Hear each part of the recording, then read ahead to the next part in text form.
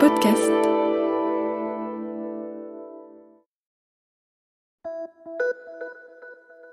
Salut, c'est Clara de Lina. Cette semaine, dans La vie d'avant, je vous emmène à la rencontre de Pierre, un amoureux des voyages en train. On est en 1989, il a 62 ans, mais reste aussi passionné que quand il était gosse, lorsqu'un voyage en train pouvait facilement prendre 10 heures. Ce qui laissait le temps de profiter du paysage et de rêvasser. J'ai toujours pris le temps. D'ailleurs, je suis né il y a 62 ans demain. Et la semaine après, je partais à Aix-en-Provence me faire baptiser. Alors vous voyez, j'ai voyagé très tôt. Une semaine après, mes grands-parents voulaient me voir. Bon, alors j'ai voyagé très tôt et j'ai toujours voyagé. Mon père travaillait au chemin de fer. Bon, il n'avait pas de voiture. Puis alors après, moi, j'ai travaillé au chemin de fer. Je n'ai pas acheté de voiture non plus. J'ai toujours voyagé par le train. J'ai appris à conduire, mais ça me passionne pas des masses parce qu'en voiture, d'abord, primo, on a la route, on regarde les poteaux, les signaux et on regarde pas le paysage. Et quand on veut regarder le paysage, ça m'est arrivé une fois, j'ai failli me casser la figure, j'ai tapé dans une bande, je suis passé entre deux arbres. Alors j'ai dit c'est terminé, je range la voiture, je reprends le train. Et le train, je le prends, quoique maintenant c'est moins facile à faire ce que je faisais il y a quelques années, c'est que je prends des petits trains, des trains omnibus, je m'arrête dans des gares, je descends, je fais une boucle d'une vingtaine de kilomètres, je dors dans la ville et le lendemain je reprends le train, je vais un peu plus loin et je refais une boucle. Alors ce qui me permet de voir le paysage. Et quand je reviens après, par exemple de Bordeaux à Montauban, quand j'ai fait Montauban-Bordeaux, le paysage n'est plus le même, je revois autre chose derrière. Il faut prendre le train, pas comme il y en a qui disent « je prends le train, ils mettent leur valise, ils s'assoient, ils disent c'est fatigant, on va rester 3 heures ». Mais c'est formidable ce qu'on vous donne. Il y a des gens, on les colle dans un coin avec une télé, dans un café, ils regardent la télé. C'est mieux là, ils ont autant de télé que de fenêtres. Il n'y a qu'à regarder. Oui, ça je me souviens quand j'allais chez mes grands-parents, il y avait 10 heures de train. Maintenant, je prends le TGV, en 5 heures je suis à Marseille. Et puis le train s'arrêtait longtemps dans les gares. Et puis alors quand on ouvrait la fenêtre, on avait des escarbilles qui vous rentraient là-dedans. J'avais les yeux avec le bout du mouchoir, on vous enlevait l'escarbille. Et puis les banquettes en bois, les souvenirs. Mais même avec les banquettes en bois, c'est pas gênant. Ça a toujours été, c'était poétique. Je me souviens même d'avoir pensé quand j'étais gosse, des nuits quand on allait à Marseille, et mes parents me mettaient dans le porte-bagages quand il n'y avait pas trop de monde. Alors on dormait dans le porte-bagages. C'était une espèce de hamac. Une espèce de hamac avec une barre de fer au milieu. C'est quand même pas si doux. Ou alors des fois dormir derrière mes parents qui étaient assis comme ça et puis ils restaient sur le bord de la banquette. Ce que j'ai fait après quand j'étais marié moi-même et qu'on amenait le gosse, on l'allongeait derrière nous et j'ai vu que mes parents ils ont passé des voyages qui n'étaient pas tellement agréables parce que le bout de fesse sur le bout de la banquette c'est pas beaucoup. Non, ce qu'il y avait à l'époque, le chemin de fer d'antan, mes souvenirs, c'est que j'allais voir mes tantes, il fallait changer plusieurs fois de train. On prenait le train jusqu'à Nancy. À Nancy, on prenait un train pour Lunéville, un omnibus. À Lunéville, on en reprenait un autre jusqu'à Havricourt. Et à Havricourt, on prenait un petit tortillard jusqu'à Cirey-sur-Vesouse.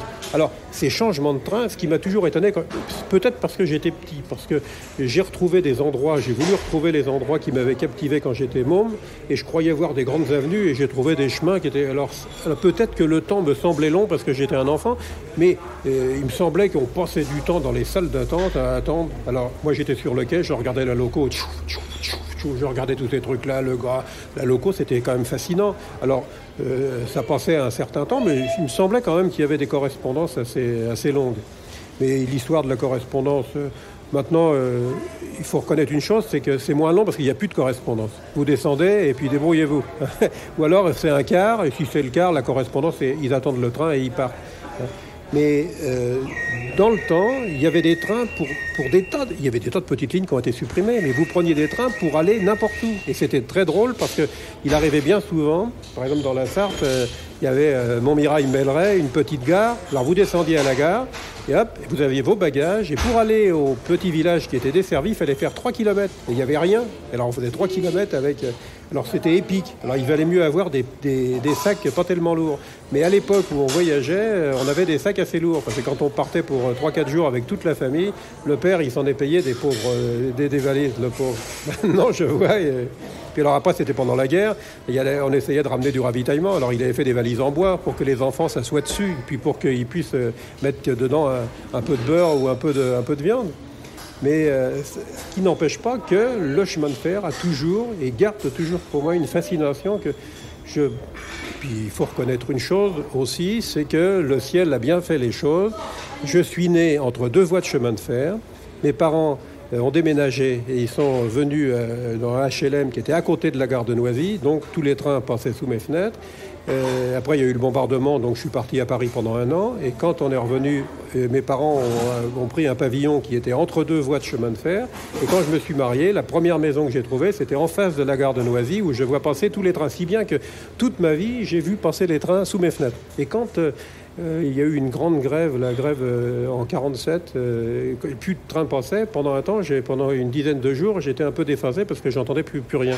Et ça m'a toujours fait ça, c'est que ayant une maison à côté d'une voie ferrée, chaque fois que j'étais au bout du monde, à côté d'une voie ferrée, je me dis, il y a le lien.